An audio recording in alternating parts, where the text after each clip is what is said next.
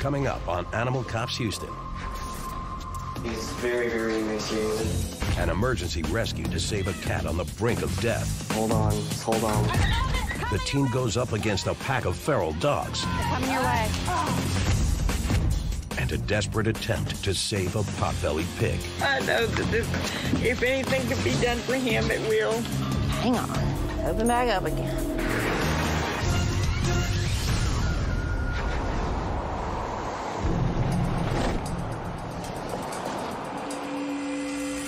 Sir, what's the condition of the animal? At the Houston SPCA shelter in Texas, there's an emergency. An emaciated cat. Base 208. We have an urgent call. We have an emaciated cat in private property. Okay, I'll get there as quickly as possible. I'm about 15-20 minutes away. Okay, thank you.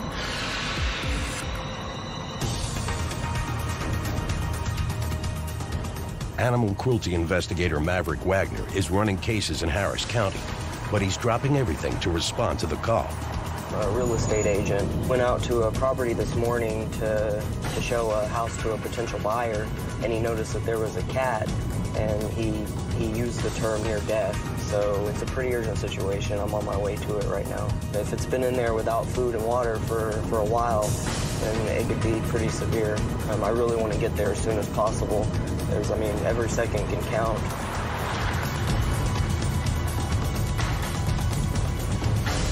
Real estate agent Richard Parton has the keys to the house. Hi, how are you? He's already asked his wife Lecta to check the back of the property for the cat. Thank you so much for coming out here. Just from what my report said, or the call that I got, was that there was a cat inside the house. Right. In really bad shape on its deathbed. I've been really worried about it if it is as bad as the report says. And kind of do a walkthrough and see if we can find him.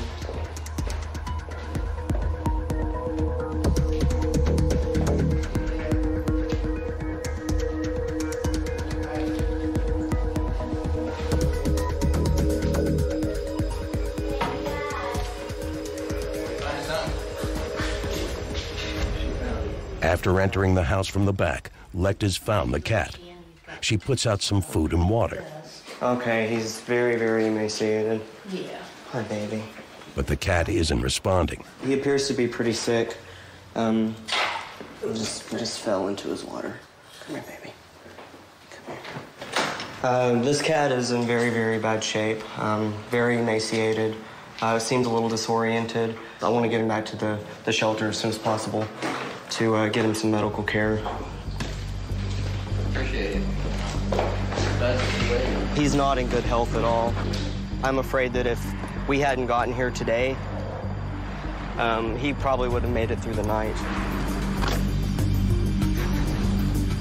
It's now a race back to the shelter through lunchtime traffic. The cat's hanging on by a thread, and Wagner knows there's a strong chance she might not make it.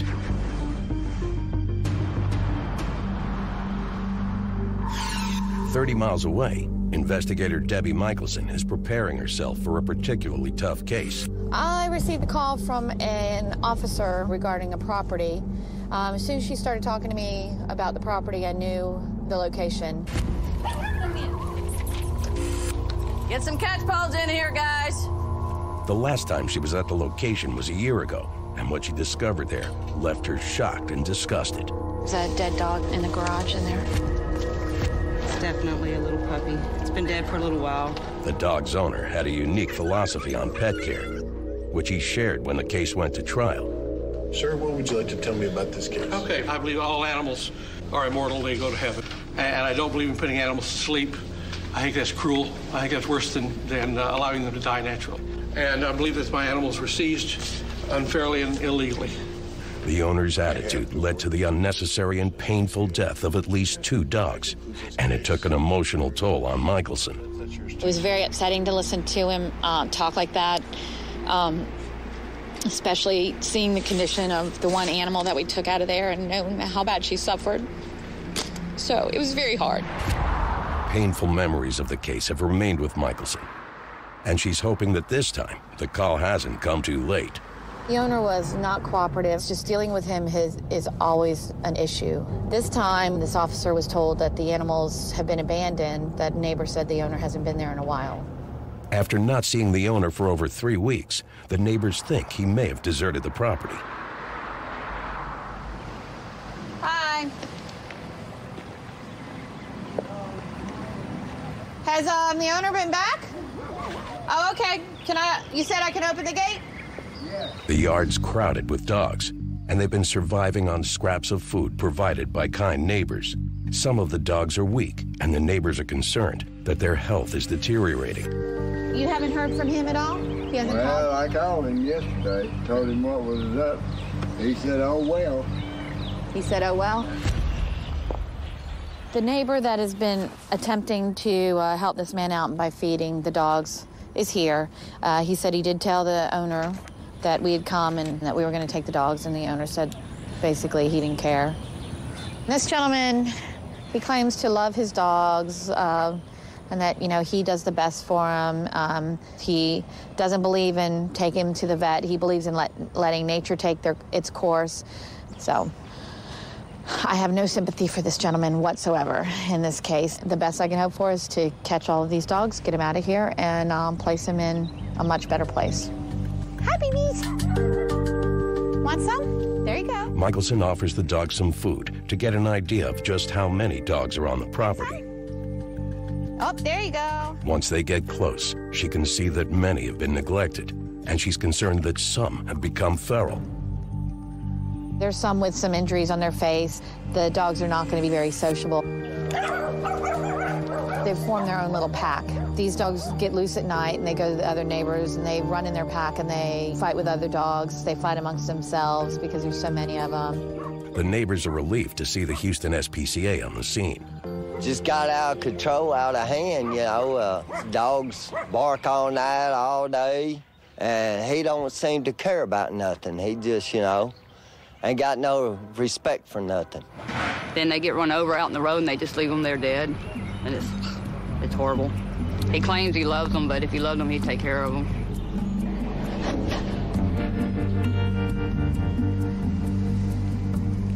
Hey, Charles. Michelson has seen enough and decides to take action before it gets any worse.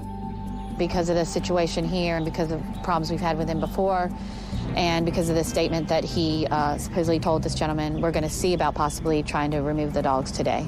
So he doesn't see a reason to leave him here any more time, since the gentleman obviously doesn't care. The investigations team is on the way, and the lives of these neglected dogs are about to change dramatically.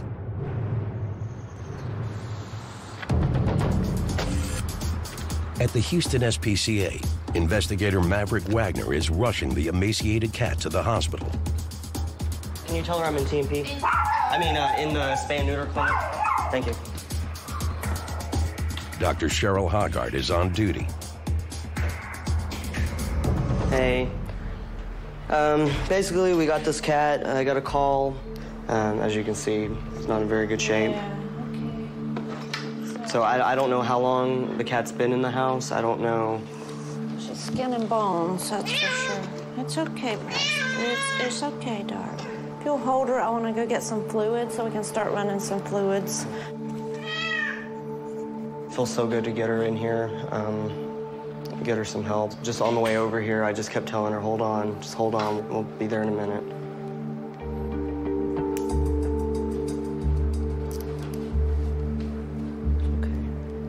It's okay. The cat is very weak and disoriented, and Dr. Hoggard's concerned that she could have some serious neurological problems. The fact that she can't stand up is really pretty horrible, so she may have other things going on, but at this time I'm just gonna, because I think she's just super dehydrated and malnourished, I'm gonna go ahead and start her on fluids and some vitamins. If you can just hold that right there a moment. Okay. Right now I'm just gonna give her the fluids. She injects fluids directly beneath the skin to rehydrate the cat. All right, baby girl. She's fine. Okay, darling, let's see what you got here. Oh my goodness, she completely absorbed everything I gave her. Veterinary technician Anna Zozaya shaves the cat's Let leg. me know if you need me over there. so Dr. Haggard can insert a line to administer more fluids intravenously. Don't freak out, baby. Gotcha. The cat's scared. She doesn't realize the team's helping her. They try to keep her calm. She's so weak that I really want to make sure that we get the nutrients in her that she needs to have. Okay, baby. She's definitely in a critical state. When you go without food or water for a prolonged period of time, system by system, your body shuts down. And what the body's trying to do is preserve everything that it has left for the brain and the heart to continue to function. The face to the front. I'm hoping that it's not too late for this cat. You know, she's showing the neurological deficits, and I hope she doesn't have brain damage as a result of being without food and water for so long. Wagner has no way of knowing whether the cat was deliberately abandoned or a stray that wandered into the house and couldn't find her way out. He's just hoping that he's acted in time to save her. So now we just gotta wait and see. Hey, baby. Next, behind you, don't back up, let them out. The pack of feral dogs is giving the investigators the runaround. At this point, they're winning. He's trying to get out that hole.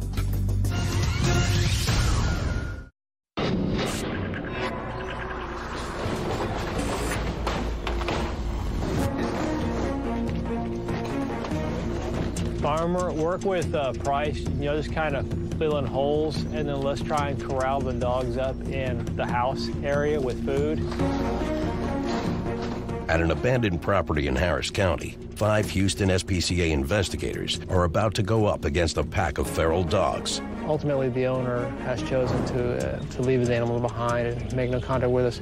So we're now to the point where we're here again with Precinct 1 with another warrant. Police! The cruelty team stepped in a year ago when the owner was failing to care for his dogs. This time around, it looks like he's abandoned them. Chief Charles Jansen has already called for police backup, and Deputy Constable Christine Kendrick is on the scene. Hi. She's obtained a warrant to seize the dogs. Come here, little one. But they need to tread carefully. After months of neglect, some of the dogs have reverted to a feral state. That dog right there with the long hair under the green chair is supposedly the pack leader. There's a hole into the living room of the trailer that the dogs are coming in and out of through here. That ought to hold them long enough to get a catch pole on them, I guess. Since the owner left, the dogs have taken over the inside of the trailer. He's backing out toward you. He's sitting right next to the refrigerator. Somebody come this way and block him. She's trying. It's not so easy to move in here, you know?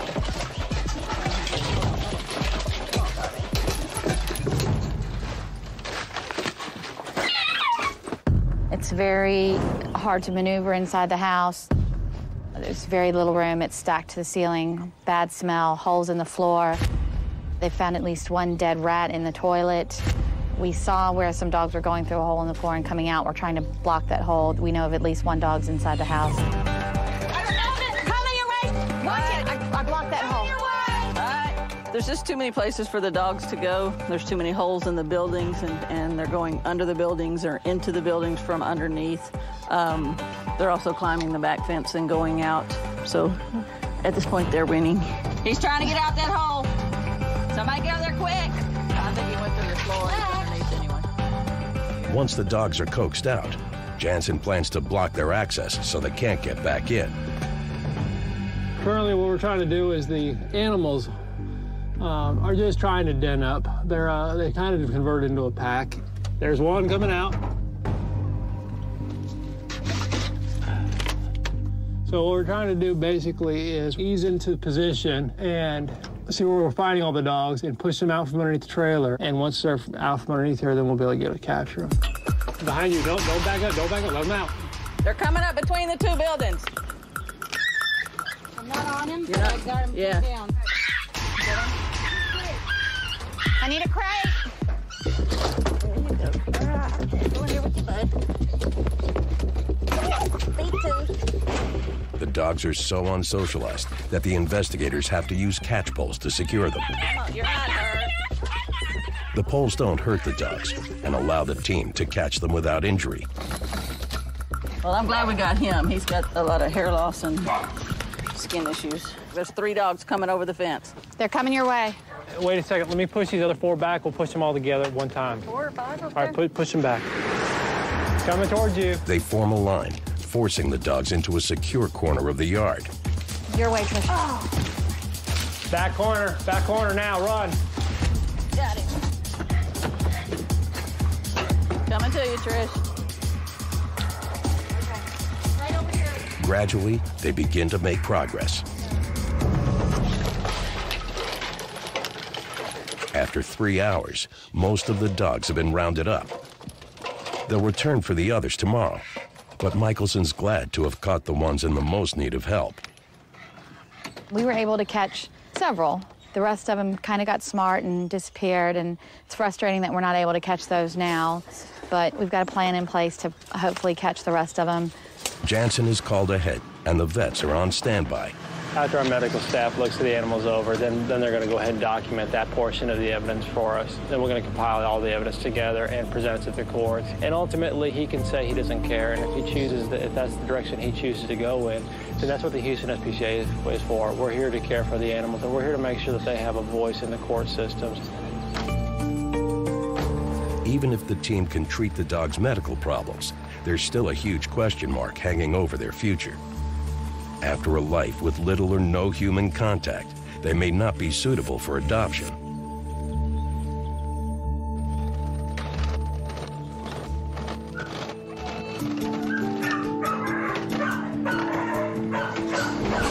When the investigators were at the scene, the dogs appeared wild, and the team had serious concerns that they might be too unsocialized to be offered new homes.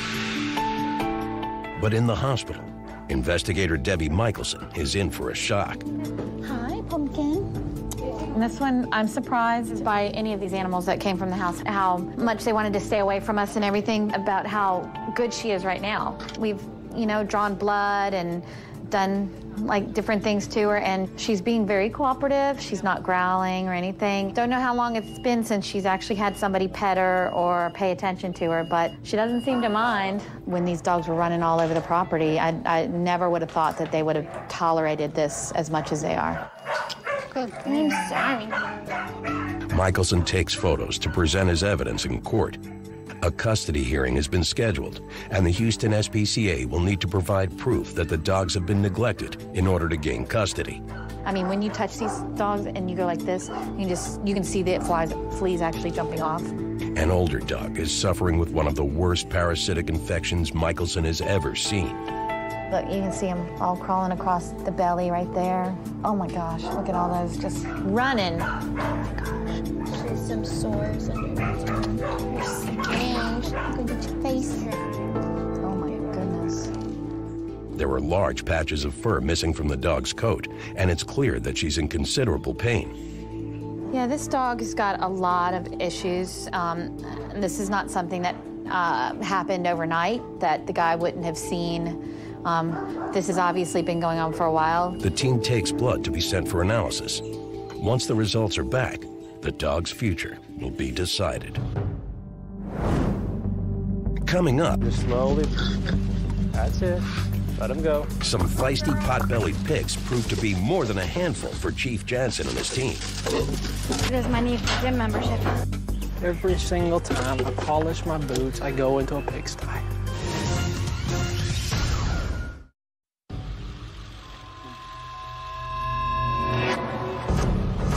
Houston SPCA cruelty investigator Debbie Michelson is headed 50 miles north of the city on a pet surrender case in Liberty County. A lady had called us. She needed some help. Her husband had passed away, and she's got 3 pigs that she can no longer care for. Sometimes pigs have a mind of their own, though, so with her help, hopefully we'll get it done and get it done quickly. It's a heartbreaking situation for the owner. She's already grieving for the loss of her husband, and now she has to come to terms with losing her animals. My husband passed away in January. When he passed and I saw that I couldn't take care of my animals, I don't want them neglected. I can find a way to take care of me, but I can't subject them to my hardships. It's not fair. Chief Investigator Charles Jansen is relieved that she contacted the Houston SPCA. Her male pig, Scooter, has a serious medical problem. Okay. Oh, yeah. That's what's swole up. All right. And I don't know if it's cancer. I don't know if it's from a snake bite. I don't know what it is. I don't have the money to take him to the vet. Okay. Well, what we'll do, we'll help you out. Yeah? She wants to go ahead and not see the animals suffer. She wants to see them go to a good environment where they'll be taken care of. All right, so what we'll do is I'm going to try and bring the trailer back here, because the least amount of handling we can do, the better as far as the animals go.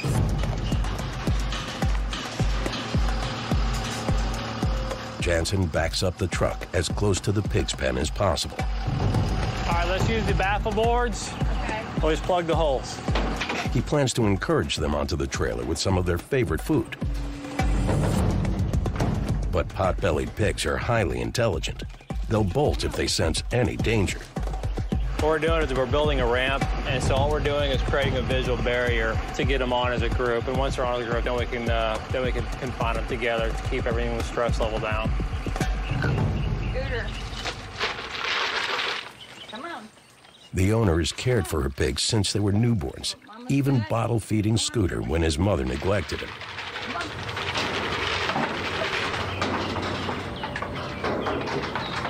It doesn't take long to encourage him onto the trailer. Y'all getting kind of scared. But the females, Jasmine and Winnie, are not as easily persuaded. All right, I'm going to scooch up here. We're just going to kind of slowly walk them that direction. Jansen attempts to corral them. Hey, Winnie. Don't get food. Let me... She won't bite.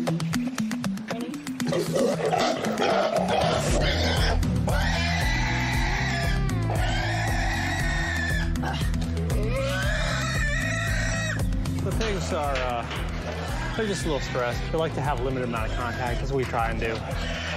There goes my need for gym membership. It doesn't cause them any kind of pain or anything. It's just, they're just saying, I'm not real happy with the situation. But as you can see, they're all fine. Once the pigs are back at the shelter, they'll be given a full medical evaluation. The owner knows they're in good hands, but still, saying goodbye to 3 much-loved pets is heartbreaking. I know whatever's done for me would be better than what I could do.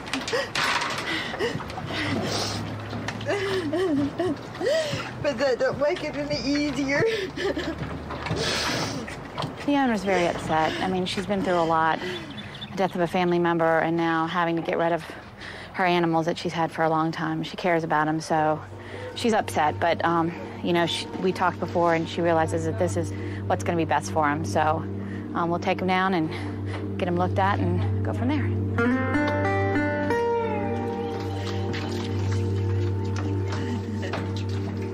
Come on now. You got some family here with y'all? You got somebody here? My son's here. Okay. I know that if anything can be done for him, it will. And I know they'll go to good homes. I'm just gonna miss them. Well, you've had him a long time. You've had him a long time. It's hard to give up a pet. You need to take care of yourself now, okay? Yes, ma'am. Okay, take care of yourself, okay? Thank you.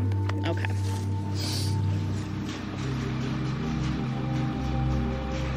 Whatever they can do for them, I appreciate it, and I'll be thankful for it. That's all I can ask for. Coming up. Oh, my goodness. She's definitely in a critical state. There's some hopeful news on the emaciated cat rescued from a vacant property. Maybe we got her just in the nick of time. I think we did.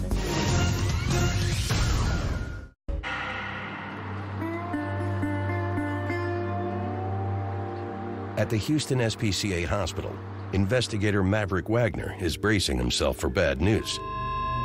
My report said, or the call that I got was that there's a cat inside the house, in really bad shape on its deathbed. When Wagner responded to an emergency call concerning an emaciated cat, he was worried that he might have arrived too late. Okay, he's very, very emaciated. Hi, baby. He appears to be pretty sick. He just fell into his water. After rushing the cat to the shelter, the vet was shocked by her condition. Oh my goodness. She completely absorbed everything I gave her. Dr. Cheryl Hoggard knew her chances of survival were slim. She's definitely in a critical state.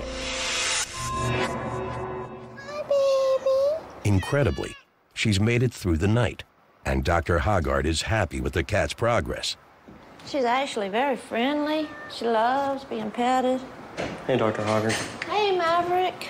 How's she doing? She's doing really good. I'm very impressed with her beginning of she's her actually recovery. kind of sitting up a little bit. Yeah, not she's on her sitting side. up. She's responsive. That's because she's not shaking her head and kind of wobbly anymore. Yeah. That's really good. Maybe we got her just in the nick of time. I think we did. I think so. Good. After witnessing her so close to death yesterday, Wagner's relieved to see the cat doing so well. I was really worried about her, given the fact that she couldn't stand up. She was showing neurological defects.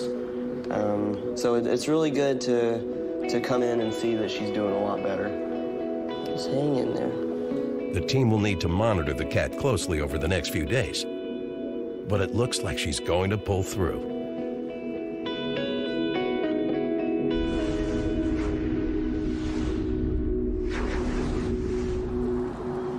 There's positive news for the abandoned dogs rescued in Harris County. Their owner failed to show up at the court hearing, so the Houston SPCA has been awarded custody of all the dogs. At the shelter, the medical staff works to get the dogs healthy. But one of them has presented Dr. Kedra Carvin with a problem. Okay. The dog has missing patches of fur, and so far, all tests to find the cause have been inconclusive. Dr. Carvin has named her Patches.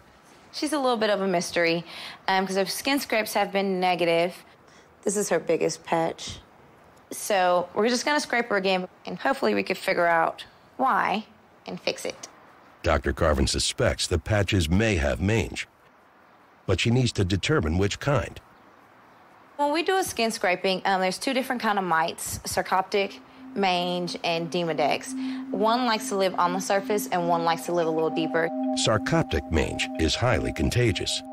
If Patches tests positive, she'll have to be quarantined, and every other dog seized from the property will have to be tested again. We do need to get a little blood just to make sure we went deep enough. She's being really good. She's being really tolerant of me scraping her. So we just look under a microscope for eggs or the actual mite kind of moving around, or a dead mite.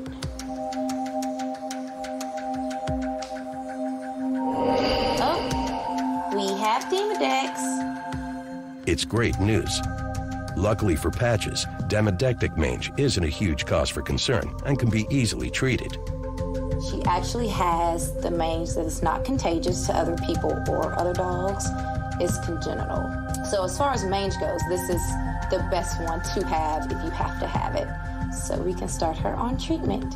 Today is a good day for Patches. So we're just gonna squeeze this right here. And she'll get one of these once a week for 3 to 6 weeks. Once we take care of the demodex, her hair will grow back, so she won't have the patches, but she'll still have a name to remember where she came from, so.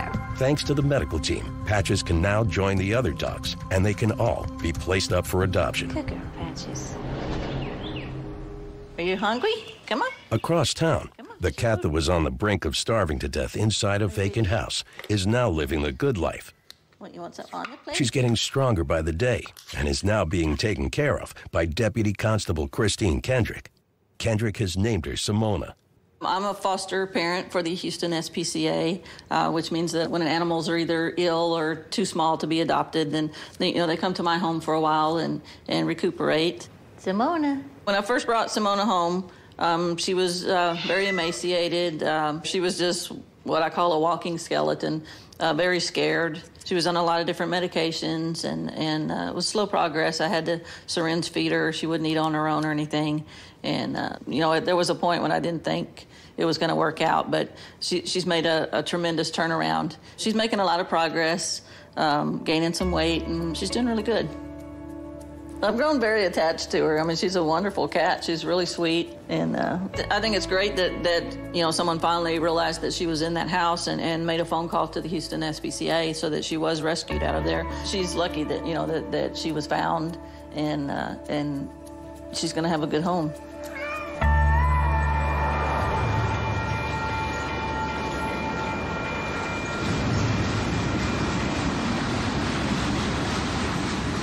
At the Houston SPCA shelter, Chief Investigator Charles Jansen has arrived with the pot-bellied pigs that were signed over in Liberty County. Big step, I know. Equine manager Jeff Anderson is standing by to help transfer them to their new living quarters. There you go. Big jump. Come on, big jump. Scooter, the male pig, goes easily into his pen. Hey. He needs to be seen by the vet right away. Come on, Seth. Dr. Frank Schumann has been told of Scooter's abnormal growth. Hey, buddy. If it's serious, there's a chance he'll have to undergo surgery. That's abnormally large. And it's been going on for obviously quite a while since this mass has gotten so big. And you can see how his body composition comparatively to the other ones, how he looks to be skinnier. I'm just hoping it's not a cancer of some type that's metastasized that's causing him to lose weight. It's a little concerning at the moment, so we're going to try and get him sedated, I believe, tomorrow or the next day, and get it completely evaluated. It looks like it's going to be a challenging morning for Dr. Frank Schumann and the medical team.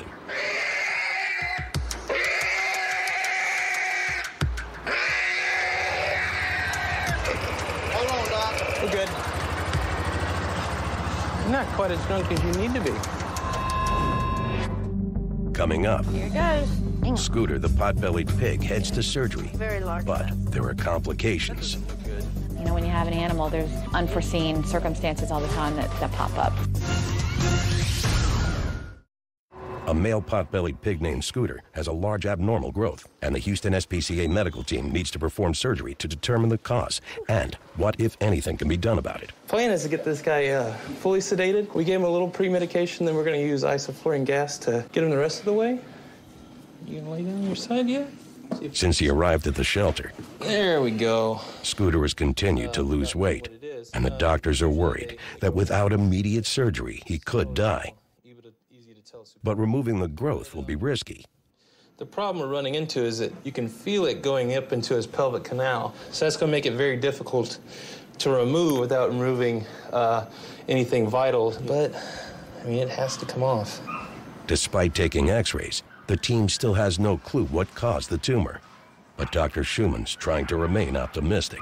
Hopefully it'll be just a benign mass, and we can get it all out, and then he'll be fine and good to go from there on. Okay. Here it goes. Once the surgery gets underway, they can see that the tumor is being fed by a number of major blood vessels. If they don't tie them off securely, Scooter could bleed to death.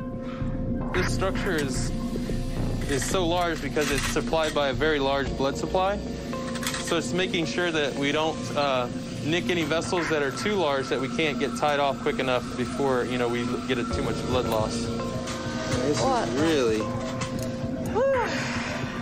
See a lot of blood vessels running through it. Yeah. Investigator Debbie Michelson has become quite attached to Scooter. But she's experienced enough to know that it's not looking good. When you have an animal, there's unforeseen circumstances all the time that pop up. So I guess we're going to see what we can do, and hopefully there's a good outcome. Trying to figure out what anatomy is what. The team continues to struggle, but the growth has spread in Scooter's body. And after more than an hour, Dr. Schumann has to make a tough call. That doesn't look good. Look at this. We're done. It is. I know it is. There's no doubt in my mind. The tumor is cancerous and has been pushing on Scooter's colon, causing extreme discomfort. The doctors suspect more tumors have begun to spread in his intestines. The kindest thing to do is to let him go. We won't be able to save this pig. We got the mass removed, and it's looking more like it was a cancerous mass. We're trying to, weigh all the options, give them the benefit of the doubt, and do as much as we could before having to make a final decision. Over time, he would have just wasted away because, as you could see, he was just really thin. It's not the outcome that we wanted, but it's what has to be done in his case. It's a tragic end, but the team knows they did everything they could to save him. They'll now focus on getting the other 2 pigs adopted out to loving new homes. The positive side of this thing is, we lost this animal, but we had 2 other animals that come in with it. And had it not been for this animal, the owner probably would not have made a decision to do something with these 3 pigs. So it's unfortunate that we've lost this one, but we've got 2 other pigs now that we'll be able to find homes, and they'll have a happy ending. 15 miles away in Richmond, there's a happier outcome for Patches, the dog rescued from an abandoned trailer in Harris County. Hello, Patches. After struggling to survive among a pack of feral dogs, Patches is now receiving 5-star treatment in a luxury kennel, courtesy of foster carer Joanne Ellis. She's a little shy. I don't think she's had a lot of human contact in her lifetime, so it takes her a while to warm up to people. Once she does, she's very affectionate, and she's coming along a little bit more as each day goes by. So we're on a great road to recovery and becoming more and more comfortable with the human race that had treated her so poorly in the first place. Back at the Houston SPCA stables, there's been some great news for the other pot-bellied pigs rescued in Liberty County. Jasmine and her sister Winnie have been offered a new home. And this morning, Dr. Frank Schumann wants to ensure they make a good first impression. Our 2 pot-bellied pigs are getting adopted, so before we send them to their adopter, we'd like to get their feet trimmed and give them a good overall checkup. Pigs, if they're not on the right substrate and their feet are allowed to grow and not wear it properly, they can get ingrown hooves. They can get abscesses and all sorts of issues that you can find with cloven hoof animals. We're going to try and do as much as we can, to make it as stress-free as possible. And we're going to try and do it without chemical restraint, initially. But if we're not able to do that, then you have to use some sedation. Let me get some help. We'll get this rodeo started. Good. Jasmine and Winnie have been at the shelter for less than 3 weeks, so they're still nervous around the team. Dr. Schumann's hopeful that once the pigs realize they're in no danger, they might actually enjoy their grooming. When they're more socialized, it can be a very, calming experience. But, when they haven't been worked with as much, then they don't know what to expect. So their first, instinct is to get away, which is where we're at right now. That's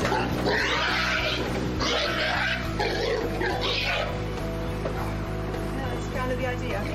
Once Jasmine realizes she's safe, she finally calms down.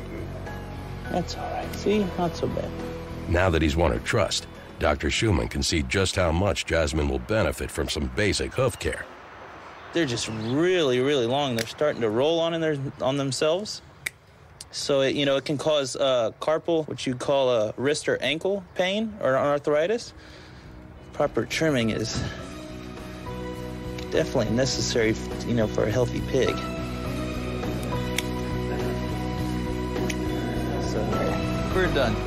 Let's leave them alone now. Thanks to the Houston SPCA, Jasmine and Winnie can now look forward to a new and better life together.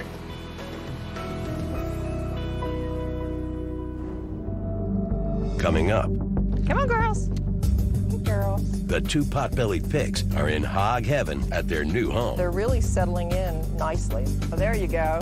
There's a pig being a pig. When 2 pot-bellied pigs were surrendered to the Houston SPCA, it didn't take long before they were adopted. They're now enjoying a new life on a farm. After her last pig died, Dee Dee Carpenter decided to pay the shelter a visit. And when she saw Jasmine and Winnie, she just couldn't resist them. She's renamed them Thelma and Louise. Come on, girls. Having a little broccoli and some corn. Come on, Thelma. Cookie, cookie, cookie. Come on. Good girls. This is Thelma. And she's the friendlier of the two. Maybe because Louise is the stronger personality and pushes her around, so Thelma's more anxious to have more attention. I've been looking at pigs, but wasn't quite ready to replace the one that I had lost. And Thelma and Louise came in together, and they had a little bit of a sad story, and they needed to stay together. And so I thought, two's just as easy as one. That's my theory on all animals. So, and they're really settling in nicely. Oh, there you go. There's a pig being a pig. She's just cooling off. I love having Thelma and Louise here. They complete us. Want some more cookies?